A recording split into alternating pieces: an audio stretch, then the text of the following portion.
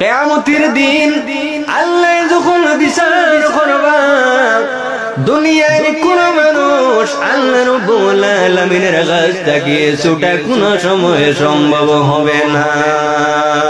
সম্ভব হবে না। রাসূলুল্লাহ ফরমান আল্লাহ যখন কিয়ামতের দিন যখন বিচার করবা দুনিয়ার মানুষ আল্লাহ রাব্বুল আলামিনের কাছ থেকে কোন মানুষের ছুটিয়া যাওয়া কিন্তু সম্ভব হইবে না। এত কঠিন বিচার, এত কঠিন। আম্মা জান হযরতে মায়েশা রাদিয়াল্লাহু তাআলা আনহা ফরমান ইয়া রাসূলুল্লাহ আল্লাহ কোরআন শরীফের মধ্যে কইছেন আল্লাহ কোরআন শরীফের মধ্যে কইছেন হিসাবটা সহজভাবে আল্লাহ গ্রহণ করতাম। রাসূলুল্লাহ ফরমাইলো আয়েশা আল্লাহ কিয়ামতের দিন সহজভাবে হিসাব গ্রহণ করবা যারার আমল নামার ডাইন হাতের মধ্যে পৌঁছিব তাদের হিসাবটা আল্লাহ সহজভাবে গ্রহণ করবা। সহজভাবে গ্রহণ করার অর্থ হইল আয়েশা শুধুমাত্র আল্লাহর সামনে কিন্তু খাড়া হওয়া।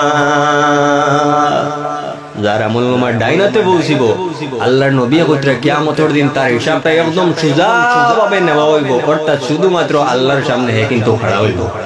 হিসাবটা সহজ নাই জি। আর এই ডাইন হাতের মধ্যে যদি কোনো মানুষে আমল নামা যদি গ্রহণ করতে চায় তাহলে মসজিদের মধ্যে গিয়ে ইমাম সাহেবের পিছনের মধ্যে নামাজ পড়তে লাগবে কিনা জি।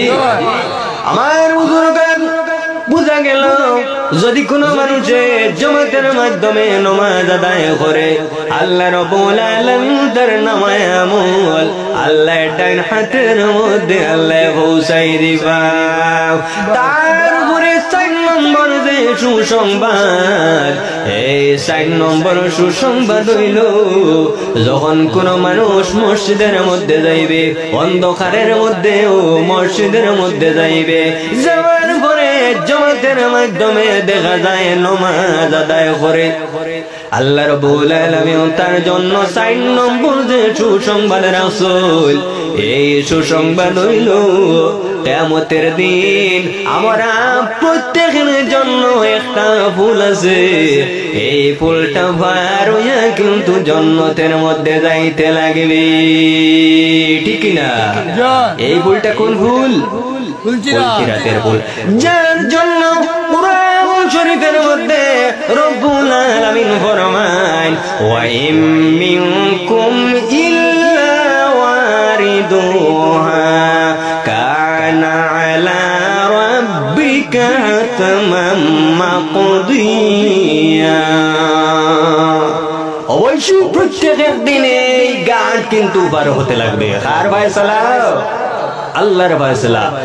আর যদি কোনো মানুষের জামাতের মাধ্যমে যদি নামাজ আদায় করে তার জন্য 4 নম্বর যে সুসংবাদ এই ফুলচিরাতের ফুলটা পারওয়াটা আল্লাহ তার জন্য সহজ করে দিলে। এবার বলতো সুবহানাল্লাহ সুবহানাল্লাহ।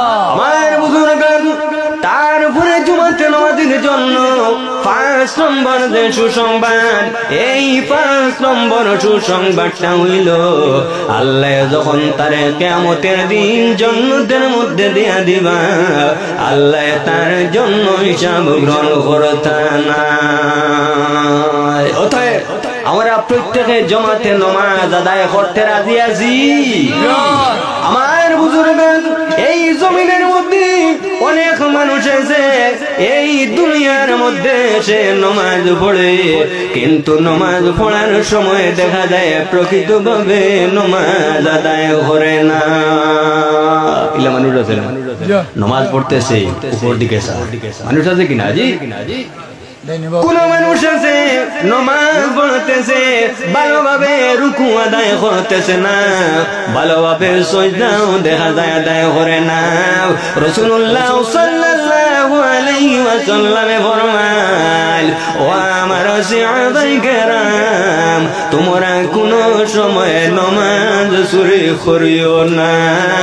সাহাবায়ে কেরামে আরজ করেন ইয়া রাসূলুল্লাহ এই জমিনের মধ্যে নামাজ নমাজ কিভাবে চুরি করুন আপনি হোসাই রাসূলুল্লাহ ফরমাইন আমার সাহাবায়ে কেরাম আমার উম্মতে জমিনের মধ্যে নমাজ পড়াবো সে যখন রুকুর মধ্যে যখন যাইব ভালোভাবে কিন্তু রুকু আদায় করত নাই যখন সে সজদার মধ্যে যাইব ভালোভাবে কিন্তু সজদা আদায় করত নাই এর জন্য আমার বুজুর্গণ যে মানুষ এই জমিনের মধ্যে নমাজ পড়লো আর নমাজের তাবেদারি করলো না রাসূলুল্লাহ ফরমান তার নমাজ আল্লাহ কোনো সময় কবুল করেন না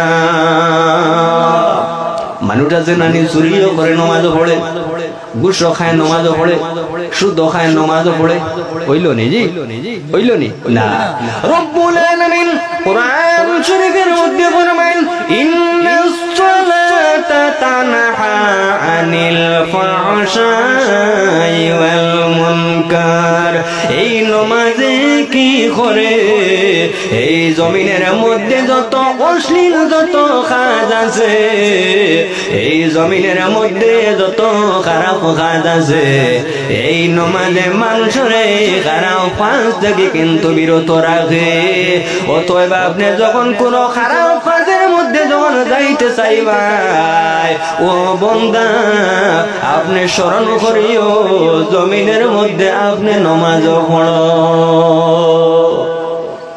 স্মরণ করিও যে আমি জমিনের মধ্যে নমাজও পড়ি প্রকৃত নমাজি যদি মানুষ হয় তাহলে এইভাবে গুনার কাজ করতে পারবে কিন্তু প্রকৃত ভাবে নমাজ পড়তে লাগবে প্রকৃত নমাজি যে সেই মানুষে কিন্তু এক নমাজ ত্যাগ করতে পারে না ঠিক না জি ইলা মানুষ আছে না নমাজ না পড়া পর্যন্ত সে ভাত খায় না মানুষ আছে কিনা আছে তে আমার বুজুর্গান এই জমিনের মধ্যে নমাজ যখন পড়ে ভাই আল্লাহ রাব্বুল আলামিনের সন্তুষ্টি অর্জনের উদ্দেশ্যে জমিনের মধ্যে আপনি নমাজ আদায় করিও কার সন্তুষ্টি আল্লাহর সন্তুষ্টি বন্ধুগণ রব্বুল আলামিন কোরআন শরীফের মধ্যে ফরমায় ফাওয়াইলুল লিল মুসাল্লিন এই সমস্ত নমাজি জমিনের মধ্যে যারা আছে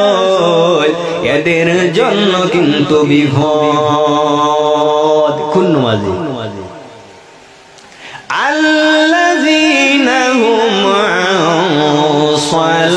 সালাতিহিম সাহুন এই সমস্ত নমাজিদের জন্য বিপদ যারা নিজে যখন নমাজ পড়ে নমাজ পড়ার সময় নমাজের মধ্যে মন থাকে না অমনোযোগী নমাজ পড়ে ভালোভাবে নমাজ আদায় করে না নমাজ পড়ে আল্লাহর সন্তুষ্টি অর্জনের উদ্দেশ্যে নমাজ পড়ে না আল্লাহর ফয়সালা হইল এই নমাজিদের জন্য কিন্তু বড় বিপদ এর জন্য আমার ভাইয়েরা নমাজ হইল এমন একটা ইবাদত হাদিসে বর্ণিত নবীজির ফরমান as-salatu miftahul jannah নমাজ হইল এমন একটা ইবাদত এই নমাজ হইল জান্নাতের চাবি বুঝা গেল মানুষ জমিনের মধ্যে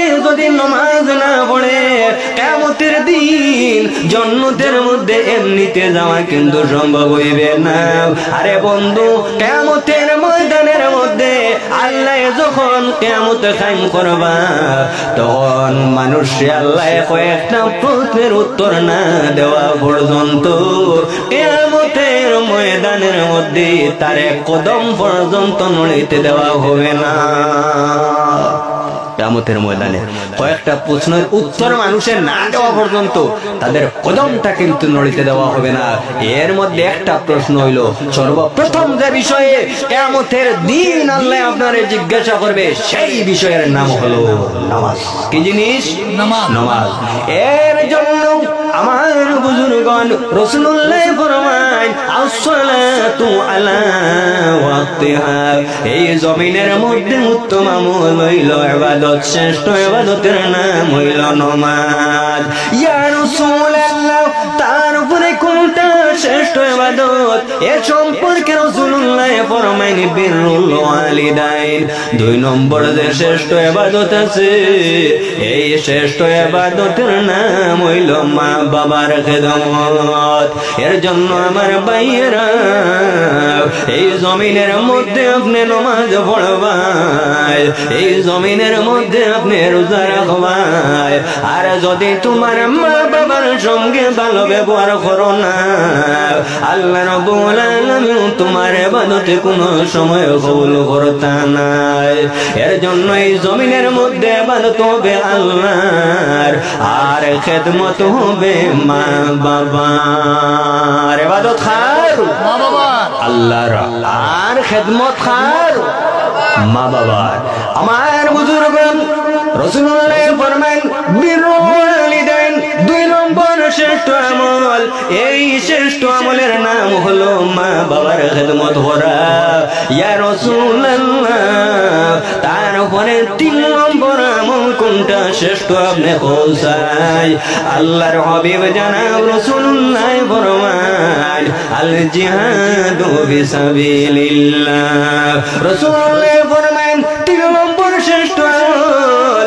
এই জমিনের মধ্যে আল্লাহ যে 3 নম্বর যে আমল রাখছেন শ্রেষ্ঠ আমল, এই শ্রেষ্ঠ আমলের নাম হইল আল জিহাদু ফিসাবিলিল্লাহ। আল্লাহ রাব্বুল আলামিনের রাস্তায় জিহাদ করা। কার রাস্তায়? আল্লাহর রাস্তায় জিহাদ করা। এই 3টা আমল হলো শ্রেষ্ঠ আমল। আমার বুজুর্গগণ, আমি কোনো কারণবশত আমি কানের মধ্যে আইছি, আবার পরে কিন্তু আমি ঘরের মধ্যে যাওয়ার কথা ছিল, ওয়াজে কানের মধ্যে রাখি। আমার ঘরের মধ্যে কোনো একটা প্রবলেমের কারণে, কোনো একজন রোগীর কারণে, যাই হোক, আমি আর লম্বা করাটা আমি মনে করি ভালো নয়, কারণ ওয়াজ অনেক কিছু হয়েছে। আমি আপনার সামনে যা কিছু আলোচনা করলাম, আপনারা আমল করতে রাজি আছেন? জি, আপনার সামনে আলোচনা করছি যে জমাতের নামাজের ফজিলত। আমরা প্রত্যেকে জমাতের মাধ্যমে নামাজ আদায় করতে রাজি আছি, সবাই